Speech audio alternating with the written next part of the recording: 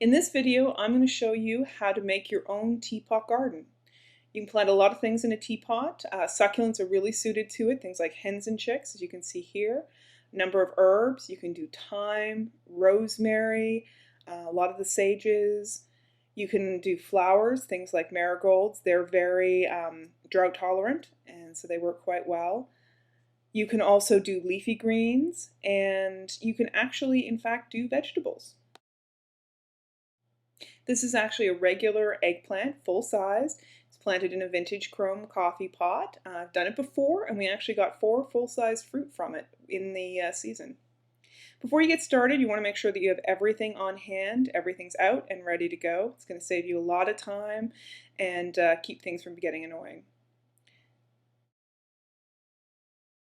There are quite a number of different teapots you can use for this.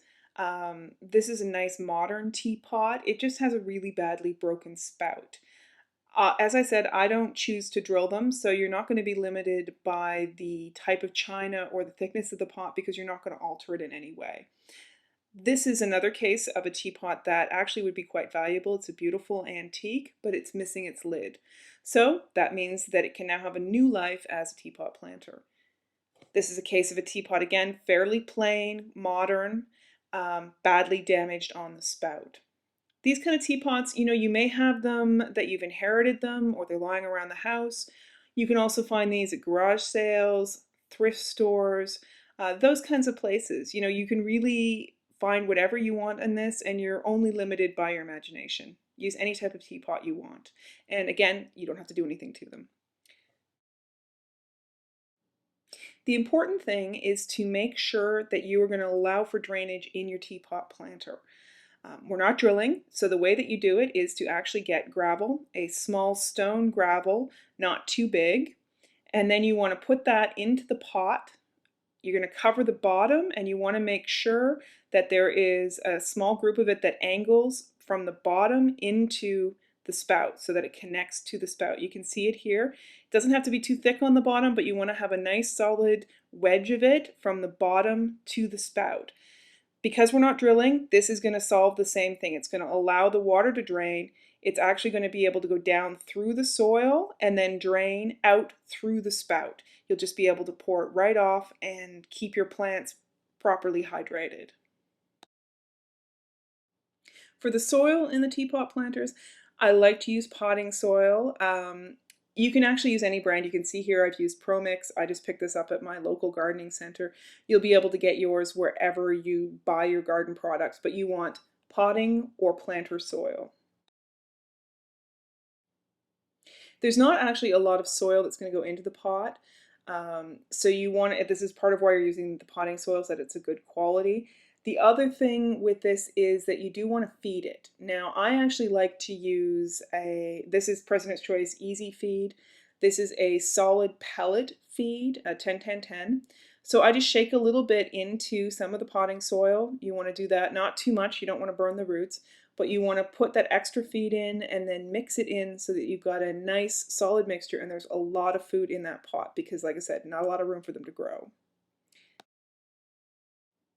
When you're getting ready to actually put the plant in the teapot, what you want to look at is how big the plant itself already is in relation to the pot before you start packing all that dirt in.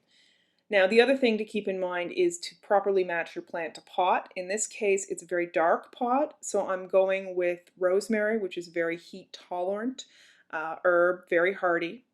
So I've looked at that in relation to the pot. Now you need to stabilize that gravel that you've put in that's going to be your drainage. So you want to pack in a little bit of soil first, get that in the bottom, make sure that the position is actually going to be stabilized of that gravel and that it will retain the connection to the spout. Then you want to take your plant, ease it out of the container gently so that you don't damage the roots. The other thing I like to do is to actually loosen the roots a little bit, get them moving, spread them. But again, you want to be careful that you're not going to break them. After you do that, then you just stuff it right into the pot. You just stuff, stuff, stuff. Again, firmly, you want to make sure that it goes in. Then you're going to take a lot of the nice feed enhanced dirt and you're just going to, again, push it into that pot. This is how you're going to provide room for that plant to grow. And you do have to be very firm about this. Make sure that it goes fully down the sides so that there is all that room for as much room for expansion as you can possibly manage with this. You also need to keep a little bit of space at the top so that it's not completely full, and then that's going to allow you to water and for the water to actually stay, so that if it rains or you're watering, that the water can actually pool long enough for it to be soaked into the pot.